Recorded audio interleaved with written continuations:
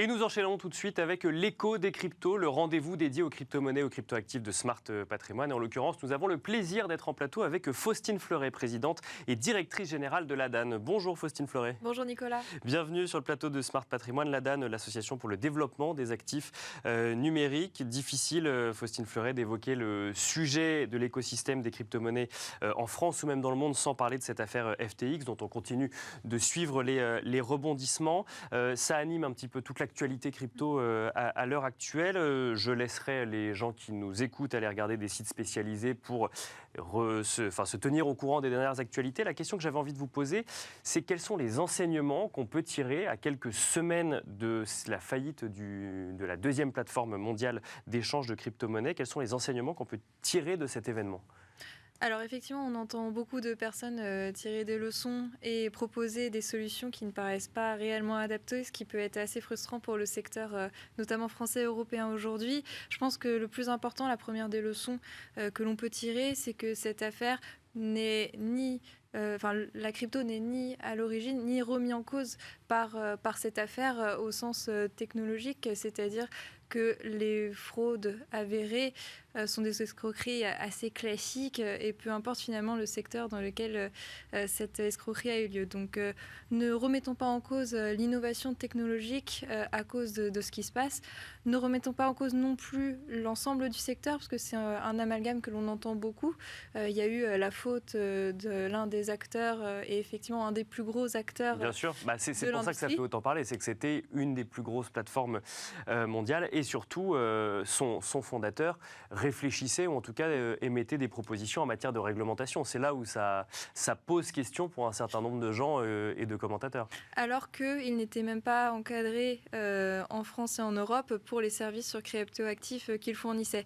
Et donc là où je voulais en venir, c'est qu'il ne faut absolument pas mettre toutes les entreprises dans le même panier d'une seule qui a fauté. Et il faut rappeler l'indistinction, notamment en matière de réglementation, entre l'existence d'entreprises qui sont déjà encadrées dans certaines régions du monde, alors ce n'était pas le cas aux Bahamas, Bien par sûr, exemple, ouais. et des acteurs qui aujourd'hui ne sont soumis à aucune réglementation, voire qui ne se soumettent pas à des réglementations auxquelles ils devraient se conformer, ce qui est le cas en France où on avait déjà eu l'occasion de l'évoquer ici. On connaît des entreprises qui ne respectent pas nos règles et qui sont en concurrence déloyale avec les entreprises notamment françaises qui, elles, ont joué le jeu.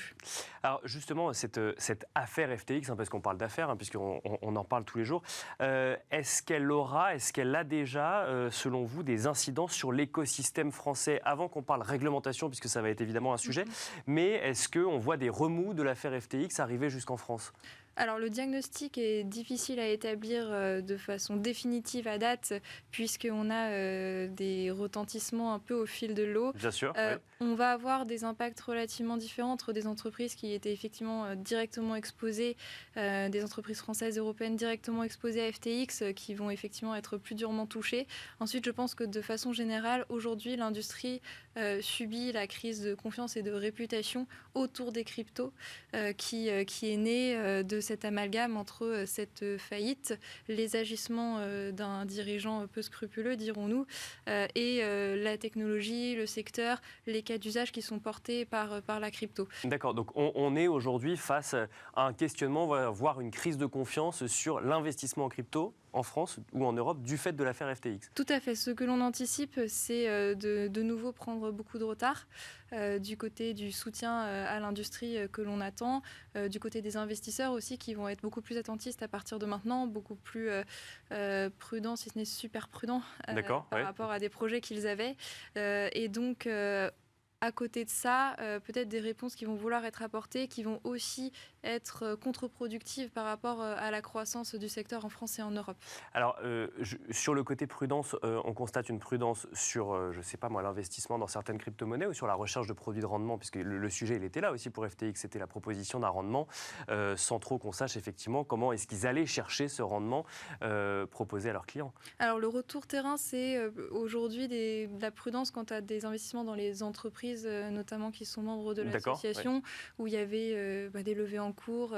Ah oui, donc des plutôt du projets. côté des investisseurs institutionnels ou de l'accompagnement du développement de l'écosystème. Tout à fait, mais parce D'accord. qu'encore une fois, on met beaucoup de choses dans le même panier et donc on crée un climat de relative défiance par rapport à l'ensemble du secteur, de ces entreprises, des cas d'usage qui sont portés, alors qu'encore une fois, ce qui s'est passé avec FTX, c'est une fraude, une escroquerie totalement classique. Alors, FTX était aux États-Unis et d'ailleurs aux Bahamas également. En France et en Europe, on a un écosystème qui est soumis à une réglementation qui va voir le jour, qui s'appelle MiCA. En France, il y avait également avant cela et toujours aujourd'hui des enregistrements ou des agréments AMF. Est-ce que cela peut faire évoluer, selon vous, le contexte réglementaire européen qui était déjà parmi les plus avancés en matière de crypto-monnaie dans le monde?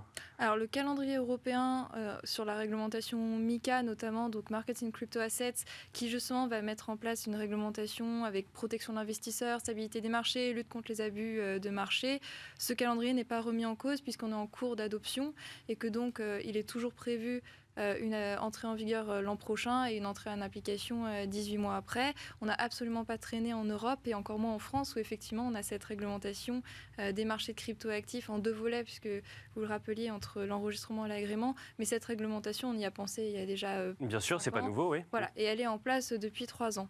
Donc on n'a absolument pas lésiné, été paresseux, contrairement à d'autres régions du monde. Et c'est ça le problème aujourd'hui, c'est que justement on a une fragmentation réglementaire dans le monde où on a des cadres très aboutis, notamment en France et demain en Europe, en phase de juridiction beaucoup plus laxistes, voire où la réglementation n'existe pas, qui sont des zones où du coup on laisse la possibilité à des acteurs de se développer de façon peu structurée. Mais en face, comme on a un manque de supervision là où il y a des cadres établis, donc en France aujourd'hui et très probablement en Europe demain, on n'empêche pas par ce manque de supervision ces acteurs établis ailleurs de s'adresser au public français et européen. C'est ce que vous aviez déjà dit sur le plateau de Smart Patrimoine, effectivement, c'est qu'on peut intervenir sur le marché européen sans être réglementé, mais on n'a pas le droit d'y faire de la publicité ou en tout cas de manière directe. Tout à fait. Normalement, on peut, en dehors de l'Europe demain, en dehors de la France aujourd'hui, s'adresser au marché français / européen sans être en conformité si effectivement on ne vise pas agressivement, on va dire, on ne sollicite pas activement ce public-là. Ouais. Le problème, c'est détecter cette adresse directe au marché. On sait qu'il y a des entreprises qui le font et qui se cachent pour le faire.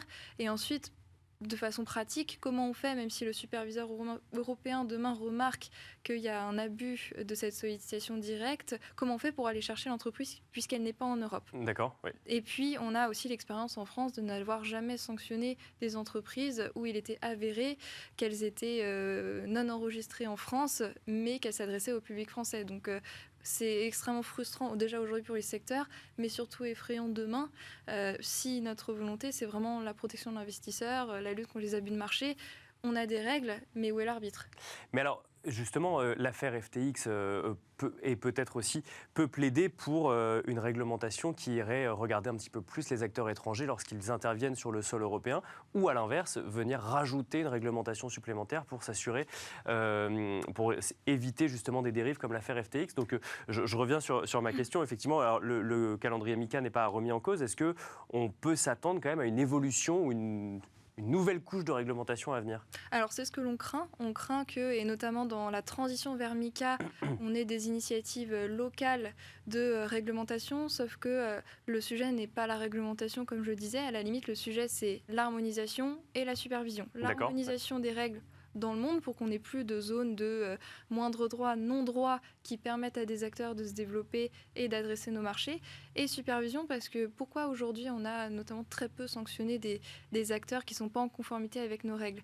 C'est parce qu'on a une supervision qui manque d'effectifs, qui manque de ressources et demain on risque d'avoir le même cas en Europe. Donc il faut absolument d'abord être sûr que les règles que l'on met en place, on les applique parce que sinon on crée une situation où les acteurs les mieux encadrés sont les moins compétitifs et on les connaît moins. Qui aujourd'hui connaît le régime français? Quels sont les investisseurs français qui savent qu'on a une réglementation en France avec des acteurs qui sont supervisés par les autorités de tutelle, les autorités de régulation financière et qui respectent un certain nombre de règles que les autres ne respectent pas? Il faut qu'on arrive à montrer cette différence entre le panel de prestataires que l'on propose au public français et européen. Il nous reste quelques minutes, Faustine Fleuret. Si on se pose la question de manière un peu plus générale, effectivement, on parle beaucoup d'FTX en ce moment quand on parle de crypto-monnaie. Les enjeux pour cette année 2023 qui vont s'ouvrir pour l'écosystème français, ils vont être réglementaires, ils vont être réputationnels, ils seront de quel ordre selon vous ?